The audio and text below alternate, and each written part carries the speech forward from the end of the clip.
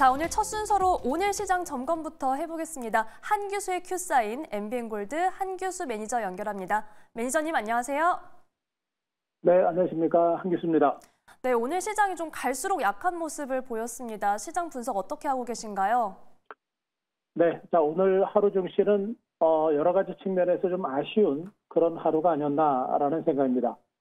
코스피, 코스닥 지수가 모두가 장 초반에 강세 출발했고 또 장중에 비교적 양호한 반등이 나타났다가 막판에 하락세로 반전하는 등 전강 후약으로 장이 마감이 됐기 때문이죠.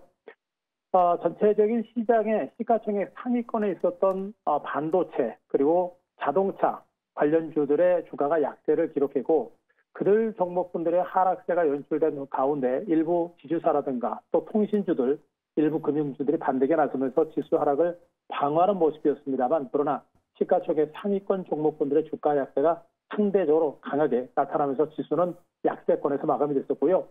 코스닥 시장도 마찬가지입니다. 코스닥 시장도 딱히 시장을 이끌어가는 주도주가 없는 상태에서 대부분의 업종주들이 동반 하락세를 기록하면서 코스닥 시장도 동반 약세가 연출되는 등 기관과 외국인 투자가들의 매도세가 계속해서 이어졌죠. 특별하게 시장의 상승세를 이끌 만한 모멘텀이 없는 상태에서 기관과 외국인들의 매도가 계속해서 진행이 되면서 전체적인 시장의 분위기는 많이 안 좋았다라고 보셔도 됩니다. 특히나 최근 기관과 외국인 투자가들의 수급이 그렇게 적극적인 매수가 아니라 대체로 관망 내지는 매물이 꾸준하게 나오고 있는 이런 형태이기 때문에 전반적인 수급 상황도 그렇게 썩 좋지는 않은 이런 상태라고 보시면 되겠죠. 바로 이러한 시장 분위기 속에서 전반적인 장세 앞으로 이제 미국 증시의 흐름에 따라서 시장의 방향이 또 결정되겠습니다만 특별하게 미국 증시의 상승세를 이끌 만한 상승 모멘텀이 지금은 없는 상태입니다. 그러다 보니까 앞으로 시장이 추가적으로 올라갈 것인가에 대한 기대치가 조금 낮은 상태에서 딱히 하방을 이끌 만한 악재는 없습니다만 그러나 특별한 호재가 없는 상태에서 지수는 많이 올랐고 그러다가 미국 경제에 대해서 혹시라도 돌발 악재가 나오는 게 아닌가라는 그런 공포감이 커지면서 시장에 대한 경계감들은 조금씩 확대가 되고 있는 것으로 보고 있습니다. 때문에 앞으로 증권시장 아직까지는 너무 무서워할 필요는 없다라고 판단됩니다만 적어도 상승에 대한 기대치는 낮다는 점 그리고 하방에 대한 경계감이 커지고 있다는 점에 주목하시고 시장에 대한 경계감은 아직까지는 좀 더 유지할 필요가 있지 않을까 그렇게 정리를 드리겠습니다. 네, 하방에 대한 경계감이 이어지고 있는 시장이다라고 말씀을 해주셨는데요. 그러면 내일 시장은 저희가 어떻게 대응을 해보면 좋을까요?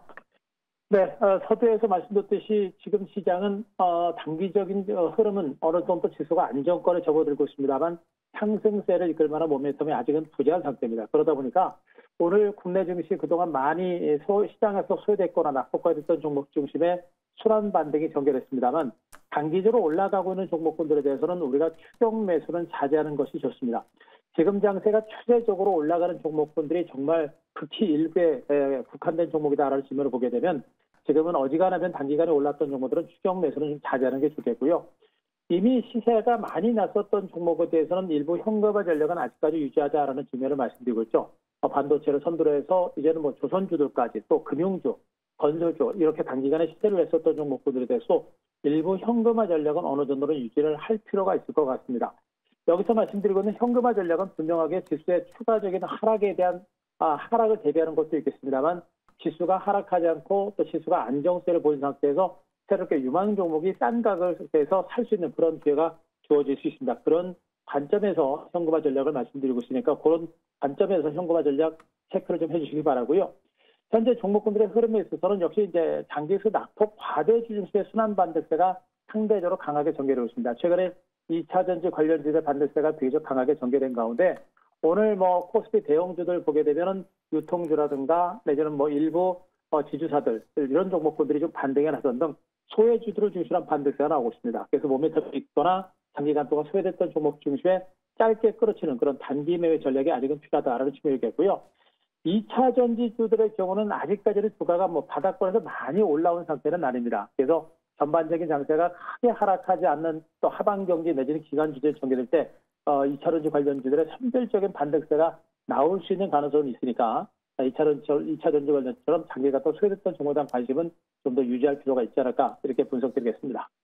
네, 2차 전지주에 대한 관심은 여전히 유효하다 이렇게 말씀을 해주셨습니다. 자, 이번에는 어려운 시장에서도 수익을 내고 있는 저희 큐사인 포트폴리오 종목들 리뷰해 보겠습니다. 오늘 어떤 종목부터 만나볼까요?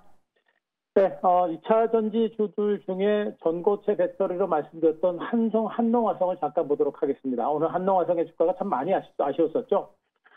시초가 갭상승 출발 후에 직전 고점까지 돌파하려고 하는 등의 강도 높은 상세가 전개됐다가 전체적인 지수가 밀리면서 이 종목도 주가가 결국엔 강보합선까지 밀린 가운데 마감이 됐습니다.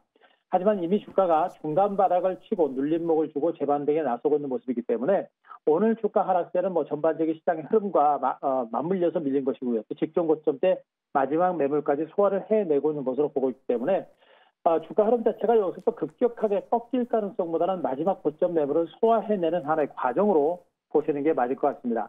아직까지는 전고체 배터리 2차 전지 관련주단 긍정적인 시각은 유지할 필요가 있다고 말씀드렸듯이 한농화성 같은 경우들은 여전히 성급하게 매도하는 것보다는 보유하는 전략과 함께 말씀드리고 있죠. 단기간점보다는 좀 더 긴 관점에서 오늘 주가 밀렸습니다만 저가 매수의 관점에서 대응 전략은 아직까지 유효하다. 이렇게 정리드릴 수가 있겠고요.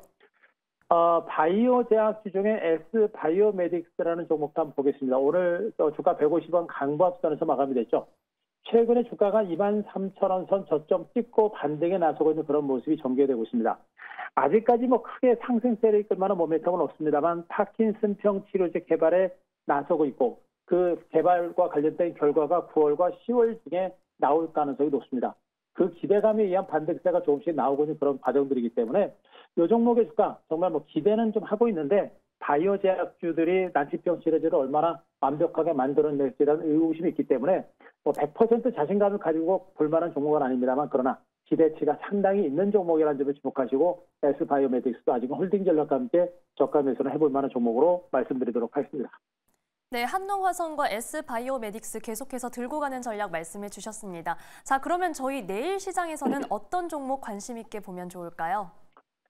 네, 여전히 종목 접근에 있어서 상당히 신중할 수밖에 없는 그런 시점입니다. 그래서 역시 가장 중요한 부분은 일단 안정성이 확보가 된 종목을 좀 보시는 게 좋겠고 안정성과 더불어서 미래 성장성이 어느 정도 확신을 가질 수 있는 그런 종목을 좀 중시로 보는 게 좋지 않을까 하는 판단이어서 자, 오늘은 2차 전지 관련주 중에 이제 포스코 퓨처엠을 가지고 왔습니다. 자, 포스코 그룹의 대표적인 소재 업체죠. 양극재, 음극재를 유일하게 생산하는 대표적인 종목입니다. 아시다시피 포스코 그룹은 2차 전지 시장에 상당히 진심을 가지고 있는 그런 그룹이고요.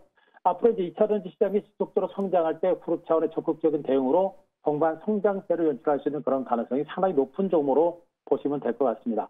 자, 이런 가운데 포스코 퓨처엠도 최근에 주가 20만 원 전에서 대바닥을 찍고 어제 그 강도 높은 반등세가 나타났죠. 그리고 나서 오늘 2.2% 약보합선세가 나타났는데 바닥권 급등에 따른 일시적인 눌림목 조정이 나타나기 때문에 크게 무시할 거는 없는 상태입니다. 어쨌든 간에 2차 전지 전반에 걸쳐서 주가가 바닥을 쳤습니다. 2차 전지 전반에 걸쳐서 주가가 대바닥을 쳤기 때문에 2차 전지 종목에 대한 주가 급락에 대한 우려감은 거의 없다라는 점에 포커스를 좀 맞추시는 게 좋을 것 같고요. 또 2차 전지와 관련된 주변 여건들 중에서 역시 이제 해리스의 지지율이 트럼프를 앞두고 있는 만큼 IRA법의 폐기에 대한 우려감들은 상당폭 줄어들고 있는 것으로 보시면 되겠습니다. 이러한 가운데 3분기와 4분기를 중심으로 2차 전지 업체들의 실적 턴어라운드 가능성이 조금씩 부각이 되고 있는 부분들을 볼 때 2차 전지 관련주들에 대해서는 우리가 충분하게 관심을 가져도 무방한 그런 위치에 있다고 보시면 되겠습니다.